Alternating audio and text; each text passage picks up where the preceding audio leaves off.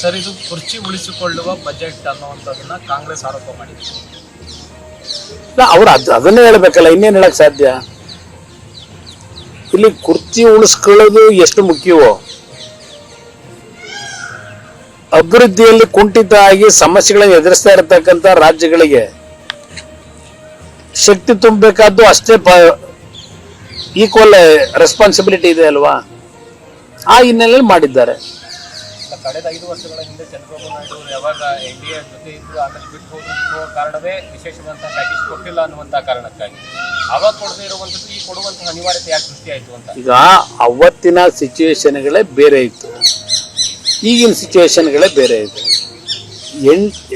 ಚಂದ್ರಬಾಬು ನಾಯ್ಡು ಅವರು UPNಲ್ಲೂ ಇದ್ರು, NDAನಲ್ಲೂ ಹಲವಾರು ವರ್ಷಗಳಿದ್ದಾರೆ, ಮತ್ತೆ ಹಿಂದೆ ಸರಿದ್ರು, ಮತ್ತು ಒಂದಾಗಿ ಚುನಾವಣೆ ಎದುರಿಸಿದ್ದಾರೆ.